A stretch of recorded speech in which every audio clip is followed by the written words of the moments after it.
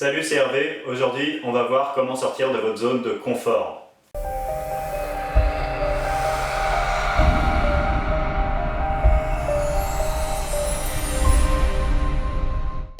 Vous avez certainement déjà entendu parler de la zone de confort.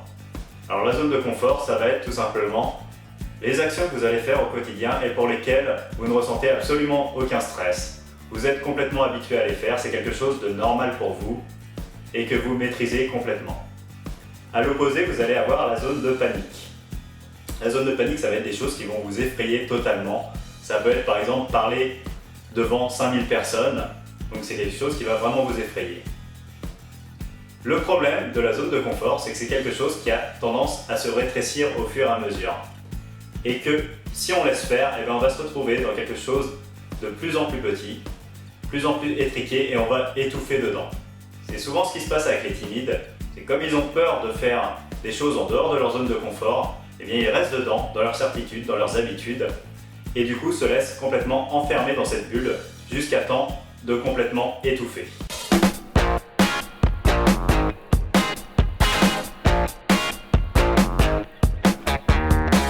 Alors vous allez me demander comment faire si d'un côté on a la zone de confort et de l'autre côté on a la zone de panique.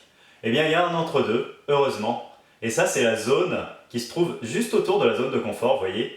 Ça va être la zone où les bonnes choses vont arriver. Ça va être ce qui va vous permettre de sortir de votre zone de confort sans être en panique, mais de faire des choses, de continuer à étendre cette zone de confort petit à petit et à faire des choses qui vous intéressent vraiment.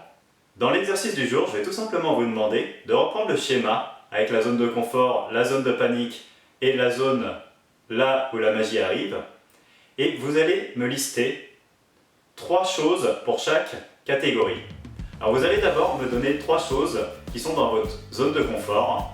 Ça peut être par exemple passer la soirée devant l'ordinateur chez vous, faire une soirée avec vos amis dans l'appartement d'un ami, ce genre de choses. Vous allez aussi mettre 3 choses dans la zone de panique. Comme je vous disais, ça va être 3 choses qui vous effraient complètement. Et maintenant, dans la zone intermédiaire, et c'est là le plus important, vous allez trouver 3 choses qui vous font un petit peu peur, mais que vous auriez envie de faire. Ça peut être par exemple, si vous êtes un peu aventurier, ça peut être sauter à l'élastique.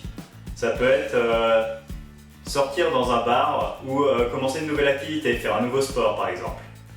Vous allez essayer de trouver 3 choses qui vous stressent un petit peu, qui vous font un peu peur, mais qu'au fond de vous, vous avez envie de faire. Dans ces 3 choses que vous avez mis dans la zone intermédiaire, vous allez choisir la plus facile à mettre en place, celle qui vous fait le moins peur, et vous allez l'appliquer.